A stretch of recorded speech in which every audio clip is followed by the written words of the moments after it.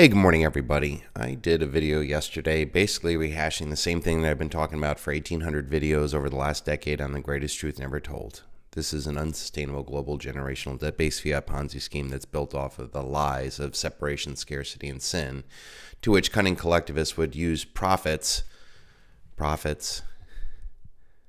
to detach humanity from the ever-present God around them. I've been on a spiritual journey for the last year, I would say, recognizing that the exoteric world that I tore apart here for the last decade is a unsustainable, immoral, and soon to be doomed way of life, right? And I realized that there would be no change inside that system. I couldn't run for president. I couldn't turn things around by policies and, confronting anybody, Democrats, Republicans, Russians, Chinese, everybody thinks that they're right at all times. That there's no solution in the exoteric world of separation, scarcity, and sin. So I said, there's got to be something else, right? There's got to be, right? There's got to be a solution. We cannot continue this insanity. Like, taken to its logical extreme, we're going to get an AI Terminator future that humanity lives, or may just die outright. Like, we're coming to the point where we have the technology to just end all human life. And the earth will go on without us. Like, don't ever worry about, the Greta, world climate change, for protect. Earth will be here with or without us. I tend to think that Earth really wants us to live and wants us to succeed and wants us to change. So over this past year, I've been on a spiritual journey into the esoteric world, the inner realm, realizing that now everything outside of me is an illusion. They're an illusion of power, and that these cunning collectivists have used symbols to hijack humanity to separate us from each other, from ourselves, from our earth, and from our God. And they've made a lot of power and profits out of that. And it's all beautiful, actually, in a way, because how else would humanity grow consciously to realize that that's not the way? If we didn't have the Hitlers, the Stalins, the Trumps, the, whoever, how else would we grow? In our own personal lives, all the biggest demons in my life were actually the biggest angels. They did the hard work of being out of harmony with the universe and the abundance all around to create trials and challenges for me to grow through them. I was disinherited, unemployed, divorced, stolen from, robbed from, had my name destroyed on YouTube, right? All of those things happened not to me, but for me. And I made deep peace over this past year with all those demons that I railed about here. I mean, how many times are you going to hear me talk about my parents or the Mulligan Mint disaster or me getting divorced or, whatnot, right? My cross that I bared. But I've made deep peace with everybody and realized that had those people not done those things to me, I never would have grown into the man that I am today. Silvershield would never ever happened had my father not disinherited me, had my mom not, rejected my wife and children, right? I never would have made coins if it wasn't for Rob Gray and, the congressional testimony that I helped him write. There might be a silver bullet still attached to the silver shield had he not done what he did exactly how he did it. Everything is just a trial. Everything is just a challenge for you to grow. No harm can really come to you ever. It's just a way of feeling and growing through pain and challenges. So I've been on this journey for probably about a year. And for me, the esoteric world was a very feminine world, right? The exoteric world is a very masculine world. Monetization, mechanization, profit, loss, flow of funds, money, all those things are very masculine, right? And not balanced. They're all unsustainable. Our entire paradigm, our entire power structure, politics, finance, religion, it's all based off of masculine energy, and it's not balanced with feminine. If it was, then everybody would win, right? Mother, feminine, holistic, everybody would win. but not in the masculine world. Masculine world is there's only a limited amount of resources and we have to go get ours and do our thing, right? And it's false. The only reason why there's any scarcity in this world is because there's other men on the other side going, well, you're different than me and there's a very limited amount of resources and we have to fight and do all these things. That's been the progression for this global generational debt-based fiat Ponzi scheme. In reality, the earth is overwhelmingly abundant, and the only thing wrong with it is the operating system that we use on this platform called Earth. We can create heaven or hell. It's in the heart of every man. It's love or fear. We can choose every day, every waking moment. Anybody who triggers you, that's your opportunity to either love them or fear them. Embrace them or fight them. And the more that you start embracing everybody, then there's less need to fight. So I went on the spiritual journey this past year, and I did everything I could. I went on shamanic retreats. I did cannabis. I did DMT. I did shrooms. I had to break the ego, right? I had to break myself. I had to, realize that there was something far vastly more powerful than this illusionary world, and I got to see it. I got to see source, right? I shared that in my video previously called My Fear Inoculum, where I did a breathwork session, no drugs, just breathing, and I connected with source. Like before the word of God, right, that created all things, right, there was the consciousness behind the word, and behind that consciousness, I saw that there was nothing but love. Like strip away the ability to see, hear, smell, touch, taste, think. There's only love. All creation is love. And unfortunately, a lot of the love is misplaced. We love consumerism. So we've created a consumeristic hell on earth where we create money that we don't have to buy things that we don't need to impress people who don't care. We love that. We loved that into existence. We love wars, or else it wouldn't exist. We love government taking from us, or else it wouldn't exist. Right? We like to think that we're secure, but we're not. All we're doing is enabling the worst in humanity to profit off of the Hegelian dialectics, the false left-right battles that they all profit off of. And their power is illusionary, and it's coming to an end. This global generational debt-based fiat Ponzi scheme is coming to an end. I know this. And that's why I've been working this past year on what a vision would be going forward. It cannot be a rehash of any collectivist schemes that have happened before. None of the religions are going to see this coming, and they're not going to know the way forward. None of the politicians are going to see this coming, and they're not going to know the way forward. None of the financial experts are going to see this coming and know the way forward. I know this. They're too involved in their own maya, their own illusion, right? I walked away from, everything. I walked away from the church. I walked away from my inheritance. I walked away from everything. I had to find what's real. And that's where I keep going back with this Silvershield stuff. On the back of all the bars, it says real wealth, real skills, and real friends. Because after all these illusions are stripped away, all that's going to be left is what was real all along. Who your real friends were, right? Where your real wealth is. Wealth that doesn't involve, digital illusions and Ponzi schemes and global generational debt-based fiat Ponzi schemes, right? But I had to go deeper because I still didn't have a vision of what would be a way forward.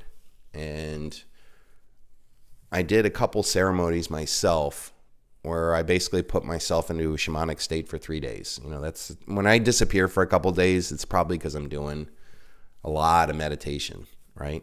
And I put myself in this state. And before each one of these ceremonies, I usually have like a theme that I want to ferret out.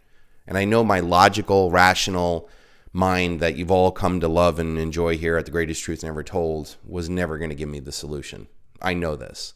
It had to come from something else. It had to come from inside. It had to come from outside. It had to be It had to be amazing, right? So I went into this past ceremony with the idea of what it would take to bring about world peace, right? Big thing. Everybody's tried to do it. Everybody's has their own way of what the world is, what would make everything right. Like the communists, they're going about it as, it's power to the people and we all need to take care of each other. But they're right intention, wrong direction, because they're using collectivism and taking from some and giving to others. Not the way, right? And then you got fascism. Oh, we'll grow our way out of it. We'll, create an economy, a welfare warfare state that creates debt and spreads it all over the world. And that's somehow going to raise the standard of living of everybody. When even in the United States, the wealth gap is getting farther and farther apart and more people are getting left behind. That doesn't work. Any collectivist solution doesn't work, right? Even religions, any religion that would tell you that God is outside of you is creating a false paradigm of separation. And it's not true. So I went into this meditation saying, what would it take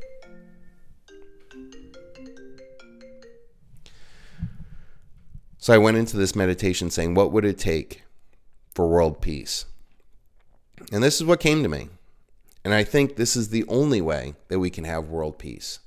It's never going to be anybody saying that they're right and everybody's wrong. Everybody has to win, or it's not the way. Let that sink in. Everybody has to win, or it's not the way. Because if everybody doesn't win, that means somebody's hubristic.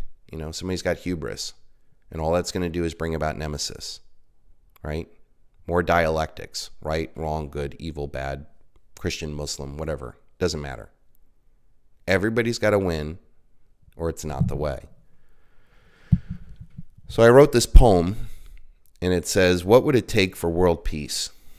And here's what I think, or here's what I was told, or here's what I believe, or here's how it is. To know that you are God. To know that everyone you meet is God. To know that every living creature is God. To know everything on earth is God. To know that earth is God. To know that the moon is God. To know that the sun is God. To know the solar system is God. To know the entire universe is God. To know the cosmos is God.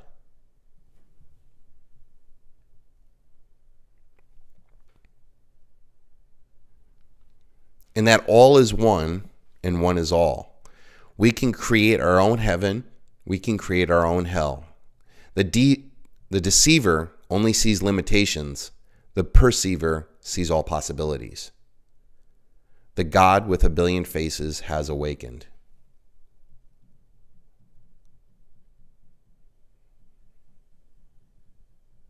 We are the cosmos. We are stardust. We are consciousness observing other stardust, other cosmos, right? It's all one soup of consciousness.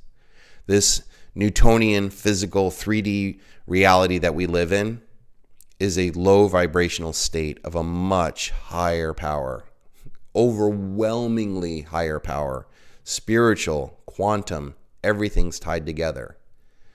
And it's both and. This is another word that came to me a lot. Like, why would I say both and, both and, both and? In the physical world, you have a physical realm and a spiritual realm. But in the quantum spiritual realm, it's both at the same time. It's both physical, it's both spiritual, and it's one and the same at all times. So when you look at this, when you hear this, you're dealing at it from a physical realm, what you can touch, taste, smell, hear, the five senses, right? But we actually have higher powers to feel much more than that. We know that there's something beyond the physical realm.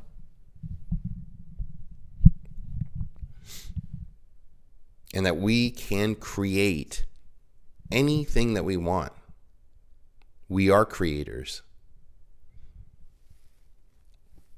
We can create our own heaven and we can create our own hell. And when I came out of this state, I was like, why hasn't anybody thought of this, right? Why hasn't anybody run with this? This is a great idea. Everybody wins, right? if everybody knows that they're the creator of their own world, right? That they can create their own heaven and hell. Gospel of Thomas 70, basically says all that. That's what got me started on this path. You read that passage once, I don't care if you reject it, it's going to wear on you. Because the possibility exists that, yeah, we are the creators of our own heaven and hell. That the kingdom of God is within. Jesus said that, right? I don't know why Christians would reject that. And so when I started talking about this to my friends, I've tested this with other people, right? And it has a success rate, at least in my own personal life, because people know me, right? I'm not some, illusionary guy on YouTube. They know me. And the possibility that we're all gods, right?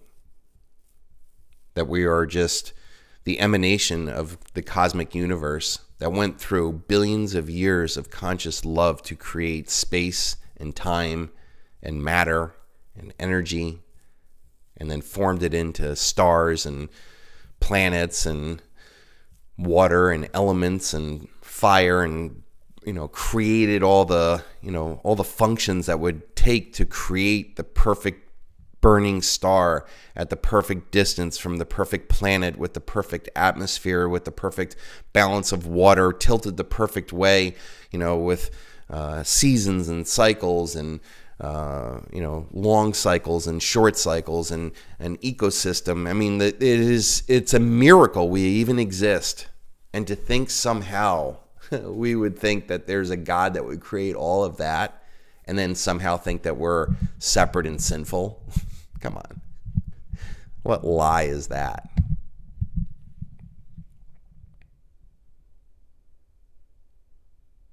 How could we ever believe that God is this legalistic, sadistic man-child in the sky? How could we ever believe that woman came from man? Virgin births, right?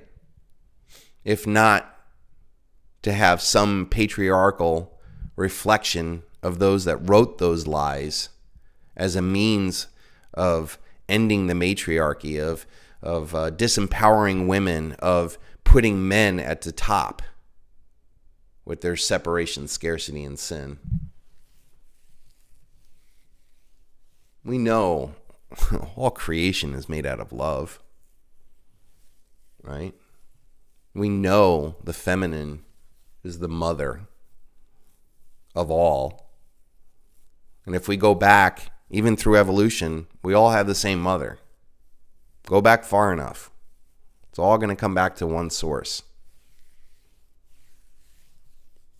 Go back far enough, you see that whatever the true history or evolution of this, it all came from one source, and that we're part of that. And there's no debate about that. I don't think so. I don't think there could be any debate that on a subatomic level, we're 99.999% nothing, right? Get down to the atomic level of each atom, and it's 99.9999% nothing. I mean, that literally means that we're illusions.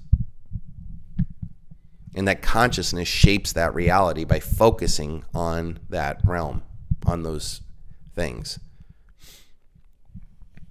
And if our consciousness creates our reality, why would we tell ourselves a shitty story of separation, scarcity, and sin? Why would we empower those that would profit off of that? How could we do something better? And I think it's getting back to inside, realizing that, yeah, we are the creators. And if we don't want to empower the worst in humanity, maybe we should start empowering ourselves. Maybe we've given away too much power to people who don't deserve it. Maybe we've pushed up too many egos that are continuing to profit off of that and manipulating humanity for their own power and profit.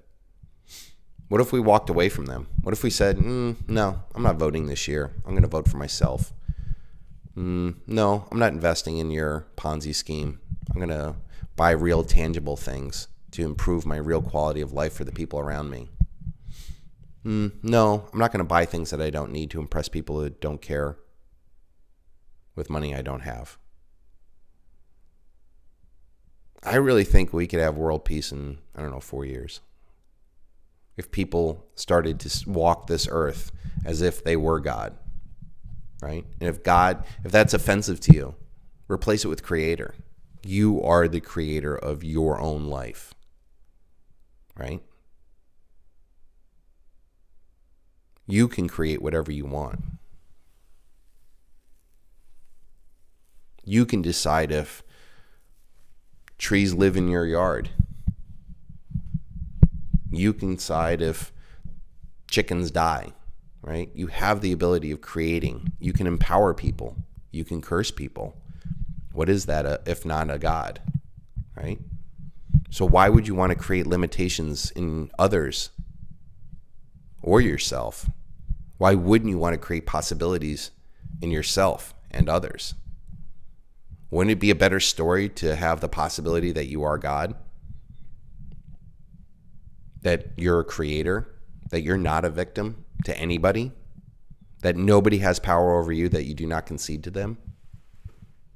Whether it's relationships, governments, religions, nobody has power over you unless you give it to them. And if that's the case, nothing outside of you is real. It's all an illusion. It's only as real as you make it.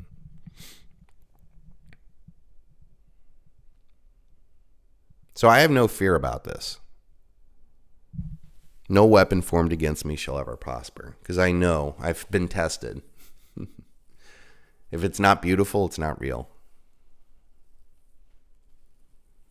Just a hurt ego trying to get recognition, trying to find a way, the only way it knows how.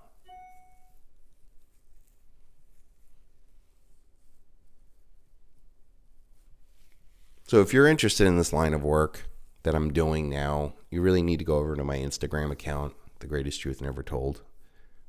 I'm trying to reach out to a new audience because I'm really tired of talking about the global generational debt-based fiat Ponzi scheme. And the good thing is it's coming to an end. It's all coming to an end. And it'll end so quickly, people will be amazed. It will be the single largest event in human history. It's an unsustainable, immoral system that's coming to an end. And people need a new vision on the way forward. And I think silver is a vital part of that, of transferring our wealth from this paradigm into whatever comes next. And whatever comes next will be up to you. You will really feel what it's like to be God or a creator, right? Are you going to be another tyrant? Are you going to be another oligarch? Are you going to be another master of the universe that you're going to take your new wealth and go, ha ha, now you all live under my thumb, right? Or can we create something better? That's what I'm looking forward to.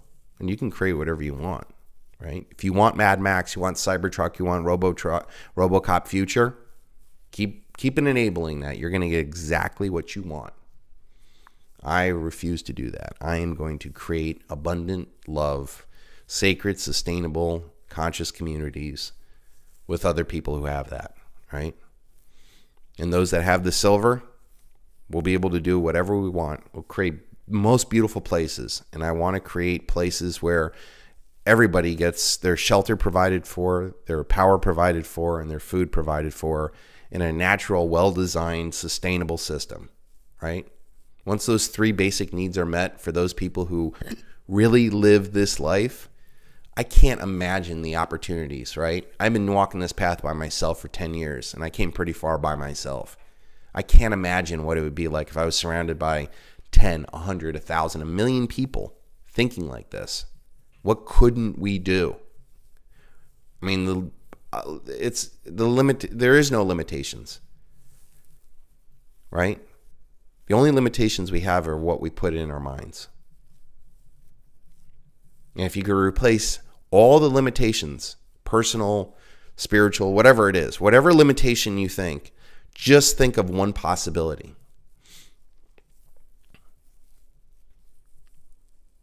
I was challenged. I was so adamant, right, with one of my shamans. I said, you don't understand. I said, you're in the spiritual world. You don't understand this financial, political, religious world. It's all going to come crashing down.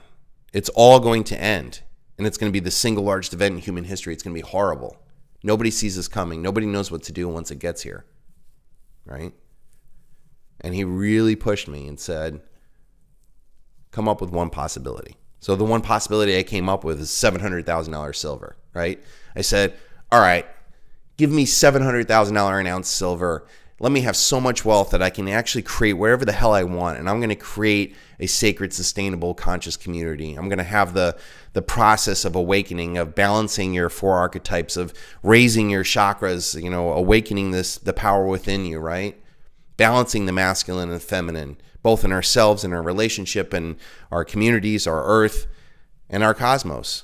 I would turn off all the lights on earth so that we can reconnect to the stars that we came from. We're guided from them. We are stardust, conscious, living, seeing each other as it is. And I was like, that's a possibility. That's a 1 in a trillion possibility, but that's a possibility. But me even opening up that one possibility has now led me to this, right? What if one abundant love was the cure for separation, scarcity, and sin? What if we are actually all one? One human race, one conscious God, one cosmos, one being, one thing. We're all part of this.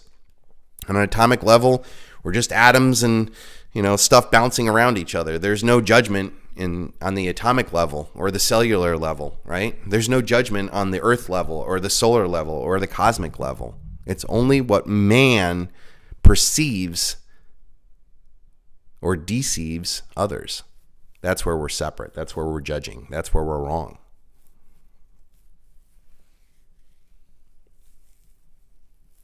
What if instead of the scarcity, right? Rich and poor, first world nations, third world nations, whatever dialectic, Muslim, Catholic, Republican, Democrat. What if, instead of creating scarcity and destroying wealth, trying to enforce our will upon others, right? We just created abundance so that everybody got to live the life that they wanted to, right?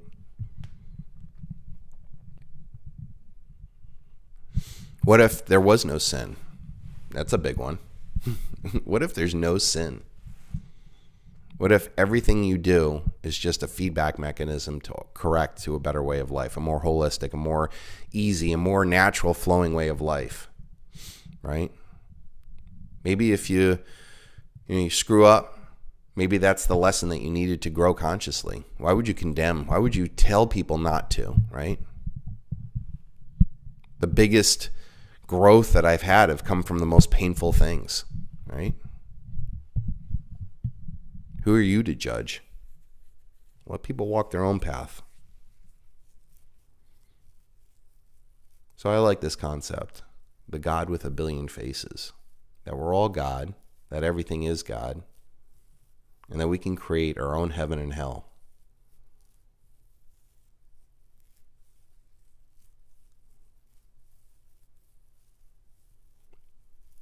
I think that's a beautiful thought, that once one person grasps it and lives it and walks and greets others as if they're God, how amazing that they are, that they manifested their looks, their, how they dress, how they walk the earth, had their little homes, their little things. They created that. They're creators. They created that. And I honor them. Like, wow, you got to play this game on a different level than I could, right?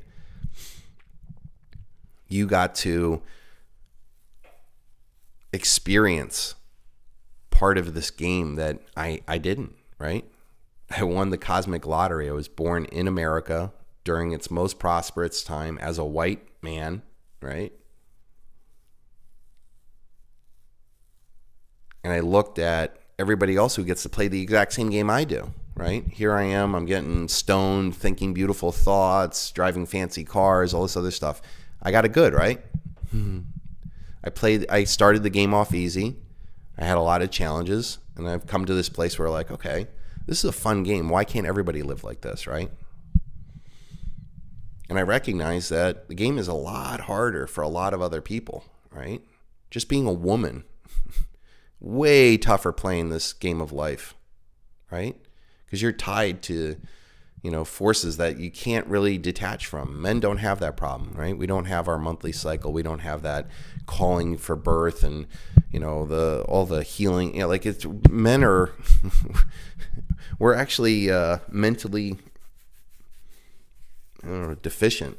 We're missing something, right? We're missing that part of us. And it's vital. The woman created man because they needed us to bring order to her chaos, right? And to bring sun to her flowers. That's our purpose. And to me, I think a matriarchy would be a great way of living again. It's the antithesis of a patriarchy. It's where women are in control, but they put their men forward. They care for them, they grow them, they guide them, right? So that we actually use all the ingenuity that men would use to quantify and define and monetize into more holistic things like a sacred, sustainable, conscious community. What a beautiful world that would be. How beautiful would it be, right? If women didn't have to work, like their sole job was to just be beautiful, right? To spread love, right? And that they cared for the men so much so that these men would then go inspire to go create new things. Beautiful places for their goddesses to walk around and be safe and provided for. That's a beautiful world. Instead, we have working mothers doing the hardest job, raising children on their own in a system that does not benefit them, right? I would like to see that world changed.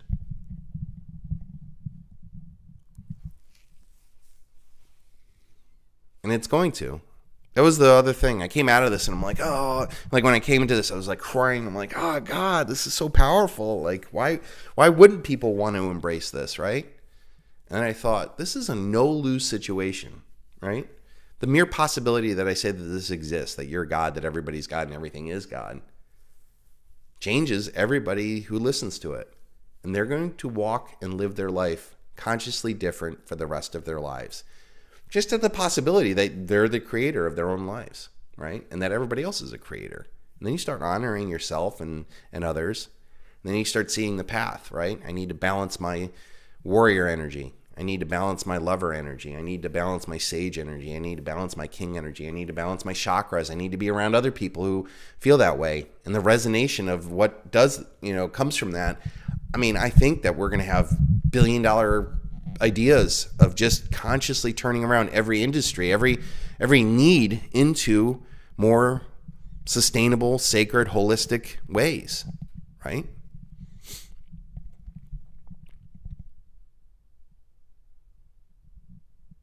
The God with a billion faces. That's a good story.